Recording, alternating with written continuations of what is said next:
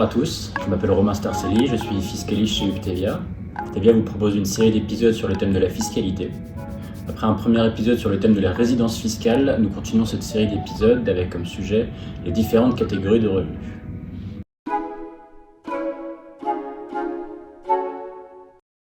L'impôt sur le revenu est un impôt unitaire. En effet, celui-ci est déterminé suivant un barème progressif applicable à l'ensemble des revenus des personnes physiques. Cependant, le principe de l'imposition unitaire ne remet pas en question le maintien des différentes catégories d'impôts sur le revenu. En conséquence, il n'existe pas un revenu, mais des revenus qui doivent être évalués suivant des règles propres au sein de leur catégorie.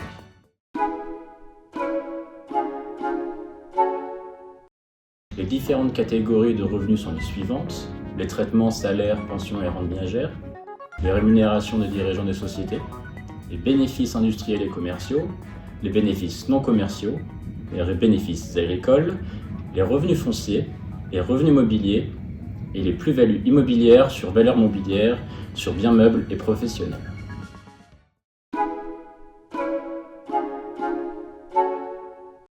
Un détenteur de titre, quel que soit le mode de détention, sera susceptible de percevoir différents revenus.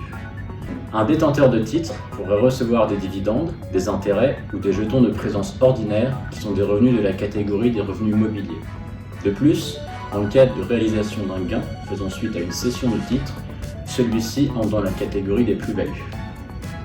A noter que la fiscalité applicable pour un résident fiscal de France sous sécurité sociale française est similaire pour l'ensemble de ses revenus. À savoir une imposition au taux de 30%, décomposée entre 12,8% d'impôt sur le revenu et 17,2% de prélèvements sociaux. Lors de la mise en paiement des revenus mobiliers comme les dividendes, Uptevia procédera au prélèvement d'un acompte non libératoire d'impôt sur le revenu de 12,8% et des prélèvements sociaux de 17,2%.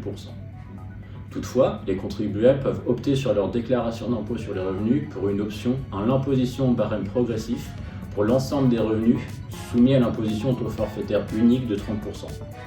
L'intérêt ou non d'opter dépend de la situation de chaque actionnaire.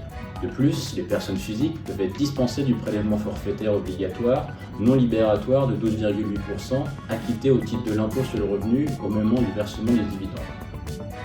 Si votre revenu fiscal de référence de l'avant-dernière année était inférieur à 50 000 € pour une personne seule ou 75 000 € si vous vivez en couple, marié ou pacsé. Pour les revenus 2026, la dispense doit être formulée au plus tard le 30 novembre 2025.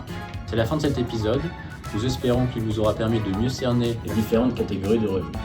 En cas de questions, n'hésitez pas à nous contacter par téléphone ou par email. À très bientôt pour un nouvel épisode.